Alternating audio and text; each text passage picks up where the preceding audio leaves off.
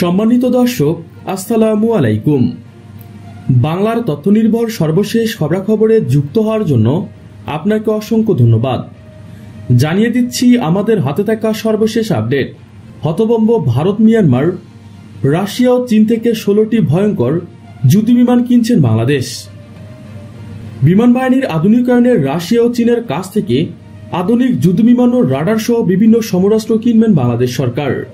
সংসদে গত জুনে পেশ করা পরিকল্পনা মন্ত্রণালয় সম্পর্কিত সংসদীয় স্থায়ী কমিটির একটি প্রতিবেদনে বলা হয়েছে, বাংলাদেশ গত বছরের ডিসেম্বরে স্বল্প পাল্লার বিমান প্রতিরক্ষা ব্যবস্থা স্থাপন করেছেন।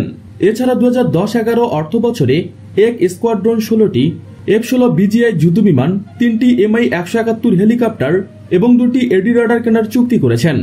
F-7 BGI যুদ্ধবিমানগুলো কেনা হয়েছে চীন থেকে। প্রতিবেদনে আরও বলা হয়েছে, রাশিয়ার কাছ থেকে ঋণ চুক্তির আওতায় এক স্কোয়াড্রন প্রশিক্ষণ বিমান, MRCA জেট ট্রেইনার এবং উচ্চ ক্ষমতার রাডার সংগ্রহ করা হবে। স্থায়ী কমিটির এক প্রতিবেদনে বলা হয়, এ অর্থ বছরে বিমান বাহিনীর 3122 জন সদস্যকে প্রশিক্ষণ দেওয়া হবে। এদের মধ্যে 120 জন বিদেশে প্রশিক্ষণ পাবেন। মধ্যমেয়াদী বাজেট রূপরেখায় বিমান বাহিনীর 16টি যুদ্ধবিমান, 18টি প্রশিক্ষণ বিমান বদলানো হবে বলে প্রতিবেদনে উল্লেখ করা হয়। 2011-12 অর্থ বছরের বাজেটে বিমান বাহিনীর জন্য 1766 কোটি টাকা খরচ করা হয়। 2022-23 অর্থ বছরে যা বেড়ে $2549 দাঁড়াবে বলে উল্লেখ করা হয়। সংসদীয় স্থায়ী কমিটির এক প্রতিবেদনে বিশেষ বিমান বাহিনীর এক কর্মকর্তা নাম প্রকাশ না করার শর্তে বলেন, সরকার আমাদের কাছে আধুনিকায়নের পরিকল্পনা চাইছেন, সে মতে আমরা তা দিয়েছি এবং এ বিষয়ে কাজ করছি। তিনি বলেন, স্বল্প পাল্লার বিমান প্রতিরক্ষা ব্যবস্থা স্থাপনের পর আমরা বঙ্গবন্ধু অ্যারোনটিক্যাল টেকনোলজি সেন্টার গড়ার ভিত তৈরি করেছি, যেখানে আমরা আমাদের বিমান নিয়ে গবেষণা ও মেরামতের কাজ করতে পারব। আমরা রাশিয়া ও চীনের কাছে চুক্তি করেছি, এবছরের মধ্যেই তারা সরবরাহ করা শুরু করবেন।